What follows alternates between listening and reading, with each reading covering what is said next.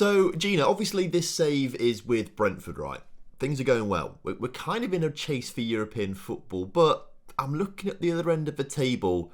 Newcastle are 8 points from safety, and, well, I kind of want the Newcastle job because they will pay me so much more. Do you reckon you could maybe get in touch with the Newcastle owners and just put some feelers out for the interest at all, Gina? Of course I can. Me and the Crown Prince go way back, so I'm sure I can slide into his DMs and ask for you.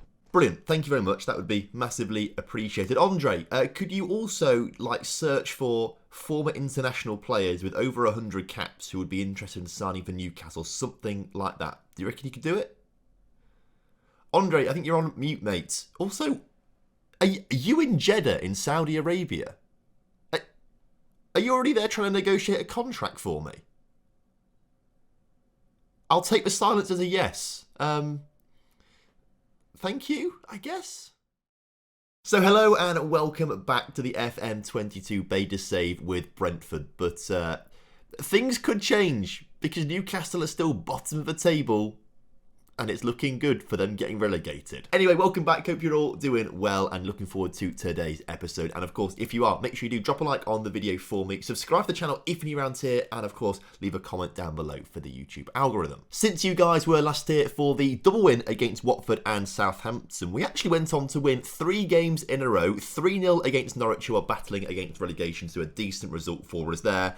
Before we beat Liverpool and Man City, both 3-1. It was absolutely incredible. However, the 6 goals we scored, 5 of them were from corners. Only 1 was from open play. So we got very lucky with corner routines. You can see Pontus Jansson getting a goal. Marcus Forss getting one from a corner as well. I think Sione's goal was the one not from a corner. Tony got 2 from corners and Christopher Ayer got 1 from a corner as well. So we got very lucky with set pieces in those games and we sat back well and defended well. So after beating Liverpool's first team in the Premier League, our first team got absolutely battered by a Liverpool reserve team in the FA Cup third round 3-0. So we got brought back down to reality there before losing 3-1 to Tottenham and then 3-2 to Aston Villa as they scored 2 late goals to take all 3 points in that game. We did though get back to winning ways with a 4-1 victory over Crystal Palace, which was superb. So despite winning a few games, it wasn't quite enough to keep pace with other teams around us. As you can see, we have dropped down to 8th in the table, but we do have a game in hand on West Ham and Tottenham and can go back ahead of them if we beat Leicester here today. Also, you'll be very interested to know that Cristiano Ronaldo is up to 29 league goals already after just 25 games played. He is absolutely ridiculous in FM22. Although I do think positioning of 2 is a little low for him. I don't know if you guys have seen that as well. Positioning 2, marking 1.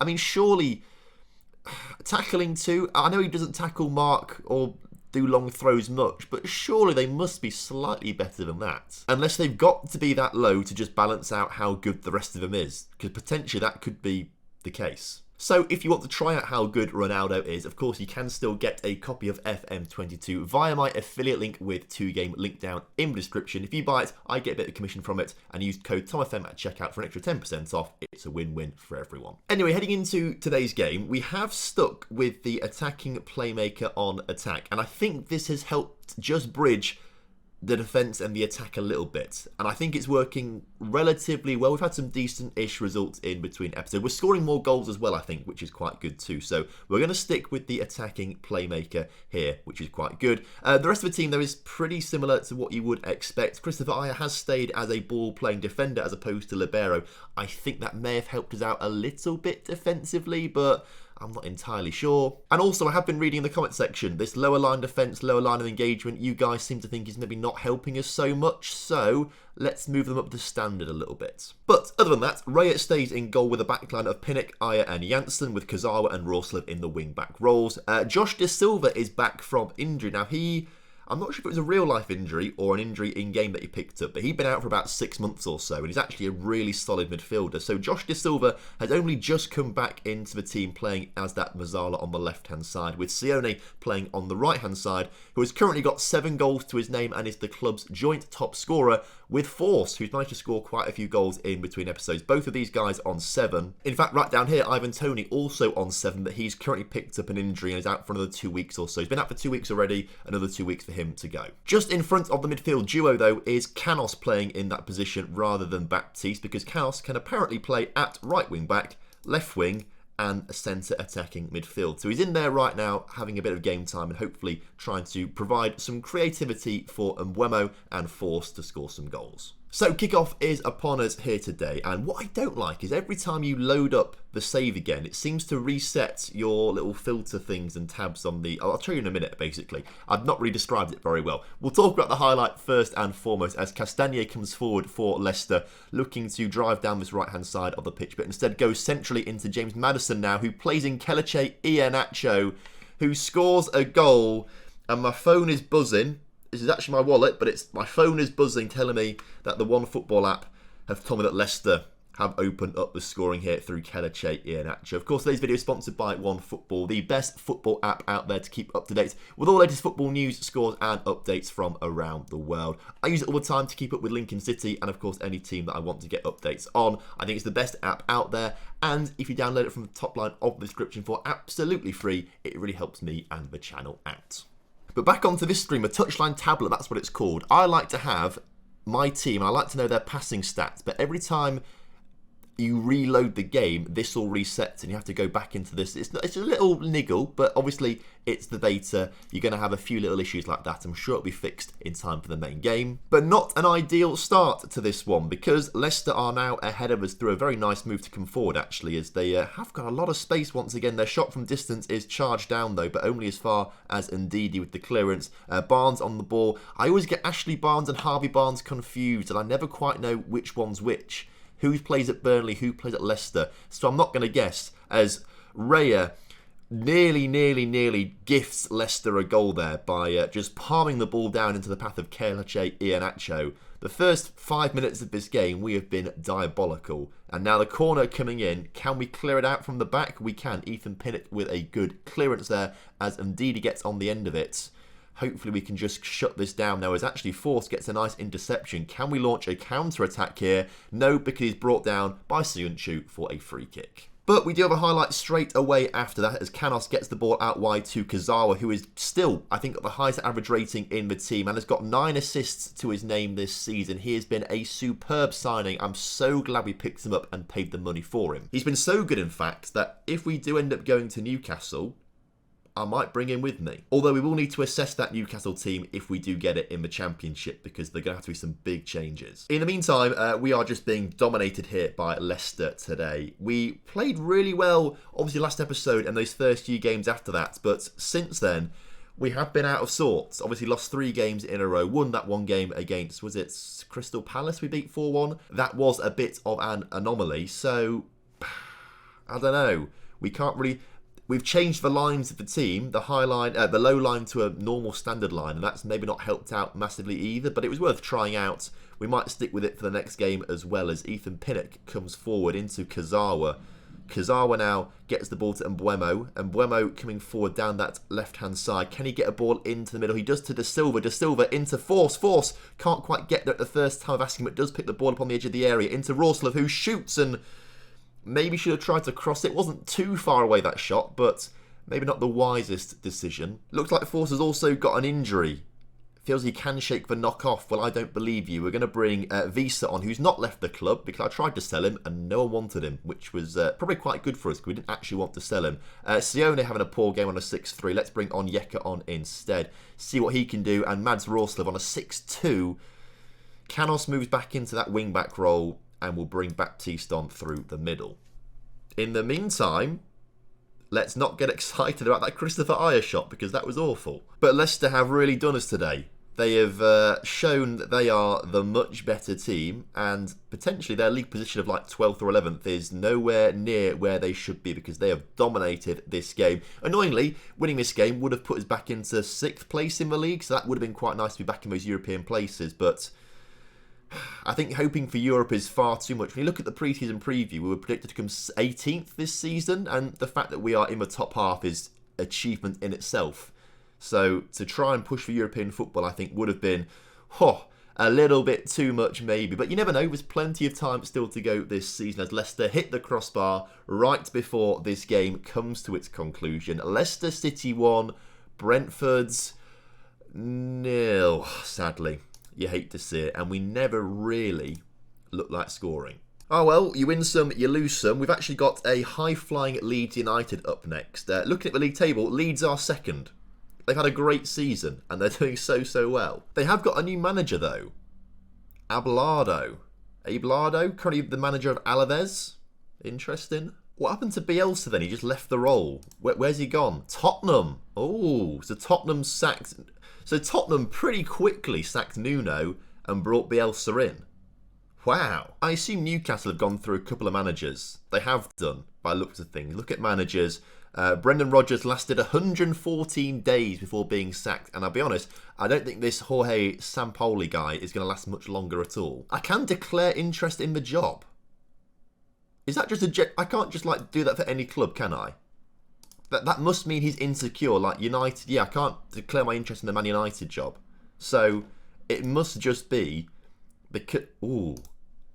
Should we do it? I'd rather take over at the end of the season. But I guess if we can get the cogs in motion, we can declare interest. I've now got a question from ITV Sport from Luke Smith. Respond.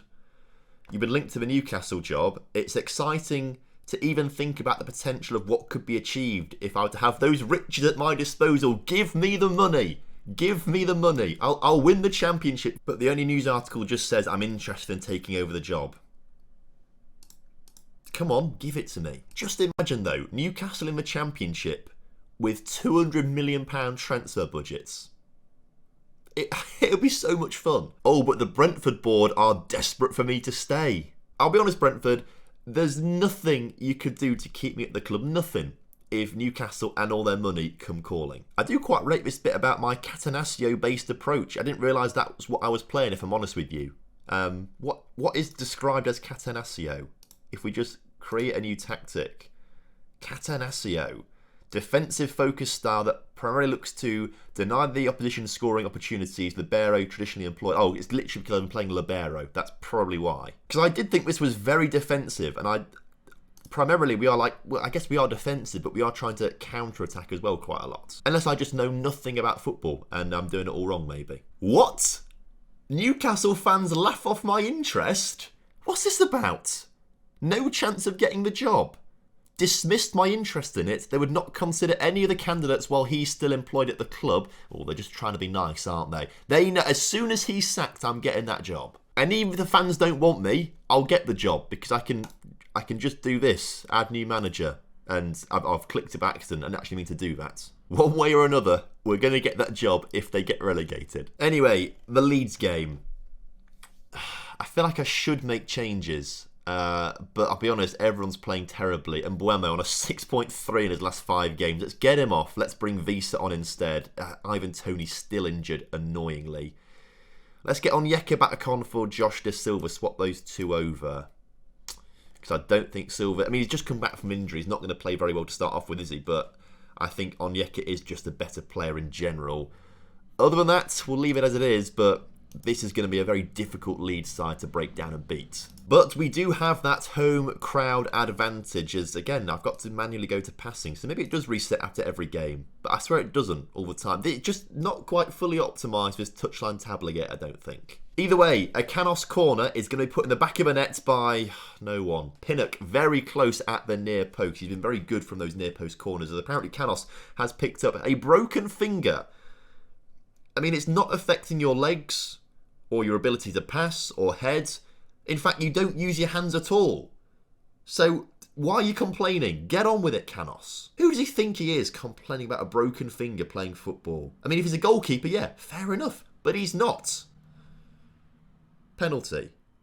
What? No. It was behind my microphone. I've got my mic just here, basically. And as the screen moved away, it was behind my mic. So I have no idea what actually happened there. Please. Good penalty. That was a very good penalty. Oh, of course, it's his first goal of the season as well. Oh, you hate to see it. 25 games into the season, and it's his first. So it's not even like he's the regular penalty taker. They just felt sorry for him. They felt so sorry for him that they give him a penalty. Oh, you hate to see it. That's how little they think of us. Okay, well, in the meantime, we need to try and do something about this. He's nearly scored another one with a fantastic volley from the edge of the area. We are all of a sudden at half-time, pretty much. And if we lose both games today 1-0, that's so frustrating because I feel like we deserve more than a 1-0 loss in both games. Probably like a 3-0 loss, actually, to be fair. That's probably more reflective of what actually should be happening, I suppose. But I think we do need... I say this right. The highest scorer in our club has got 7 goals, but we've got 3 players on those 7 goals. But we do struggle to score from open play. A lot of goals come from corners, and Canos proves me wrong immediately by scoring his first of the season. But I just don't think our strikers are performing particularly well this season, and I think I maybe need to tweak things to try and do something about it. But at the same time, we are just on the edge of European football. So maybe I'm being a little bit harsh. But when Ronaldo's got, 29 goals so far this season, I want 29 goals a season from Ivan Toney. Luckily, though, we have brought things back to level terms. Canos is really complaining about his broken finger right now because he's an absolute wuss as Pinnock puts that one just over the bar. You hate to see it. I think what we do now is take Canos off for Baptiste. On a 6-4 is Kazawa, weirdly. So Rico Henry on you come. We've got no strikers to bring on. Actually, we've got Mbuemo, but he's not played very well, so let's not bring him on. And who's looking tired? On Yekere, so let's bring Josh Da Silva on. But with 15 minutes to go, the substitutes don't appear to be making much of an impact right now. The point we're going to pick up today will take us back to 7th in the table, as you can see. So back in those European places. But 7th place is a little bit risky because you never know who's going to win the cups, and that could take European football away from us. In the end, it's a 1-1. Which actually, we have outplayed Leeds here massively. So I think we probably deserve at least a point out of this game.